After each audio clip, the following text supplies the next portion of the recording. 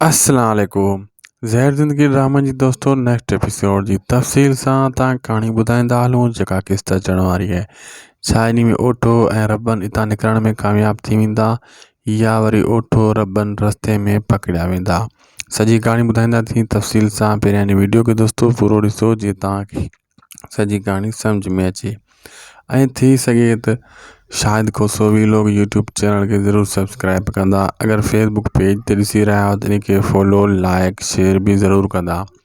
दोस्तों तव्हांखे तफ़सील सां ही कहाणी ॿुधाईंदा हलूं त जीअं इहे हितां निकिरंदा त ओठो अलॻि निकिरंदो ऐं रबन अलॻि, ॿिन्हिनि जा रस्ता अलॻि हूंदा, लेकिन ओठो निकिरण में कामयाबु थी वेंदो ऐं जंहिंमें रबन ऐं मीरा फासी वेंदा ऐं मुहिब यानी कमाल खान वारा इनके पकड़े वठंदा।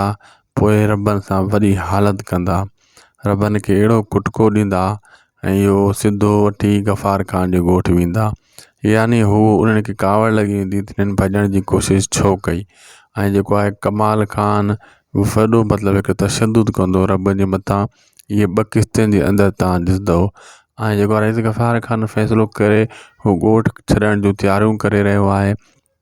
कमाल खान पाण भी इहो चाहे थो जीअं ॻोठु छॾे कमाल खान रईस गफ़ार खान हलियो वञे। जे उहो हलियो वियो त कमाल खान जा सभु रस्ता साफ़ थी वेंदा ऐं कमाल खान खे इन ॻोठ मां कोई पोइ कढी नथो सघे, कोई कुझु करे नथो सघे।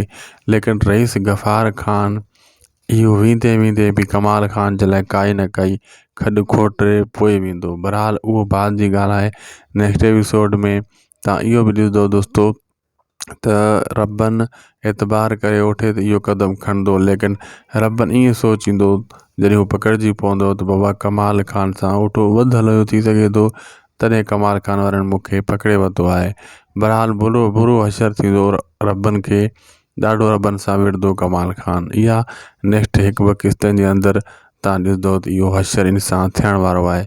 चैनल खे सब्सक्राइब ज़रूर कंदा दोस्तों। ख़ुदा हाफ़िज़।